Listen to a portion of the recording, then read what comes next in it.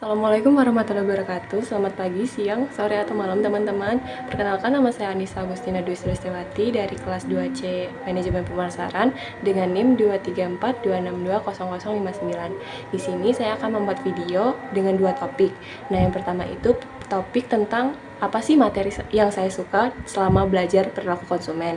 Yang kedua itu contoh dari kehidupan sehari-hari yang relevan. Nah, untuk materi yang saya sukain atau yang menurut saya menarik dalam pembelajaran mata kuliah perilaku konsumen ini adalah faktor sosial dalam perilaku konsumen. Dari tiga hal tersebut itu dapat membentuk persepsi kita tentang suatu produk yang awalnya mungkin kita tidak mau membeli, tapi karena ada dorongan dari kelas sosial atau faktor dari kelompok teman atau lingkungan dari budaya kita, jadi makanya kita akhirnya membeli itu. Nah, di sini aku akan ngambil satu contoh dari tiga hal tersebut.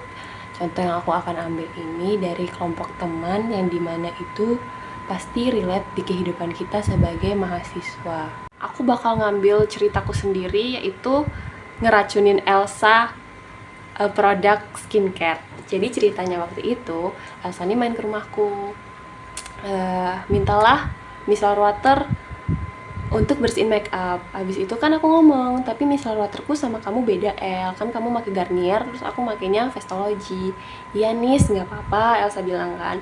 Akhirnya aku kasih lah. Terus Elsa nyoba, ini kok enak micellar waternya. Terus aku jelasin, iya El, ini juga lebih enak daripada Garnier. Soalnya kan aku dulu juga pakai Garnier, tapi aku pindah ke sini.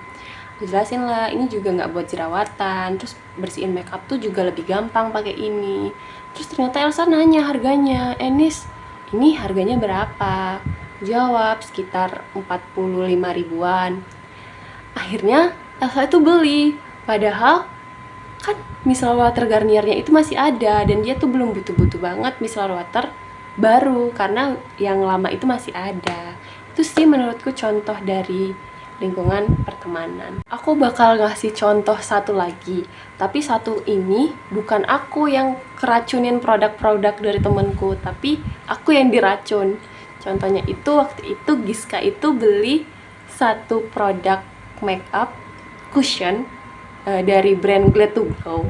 Terus dia ngomong, aku habis beli cushion nih dari Glad to Glow, bagus banget, nggak bikin muka jadi kusam ataupun jerawat, terus nggak berat juga di muka cushionnya.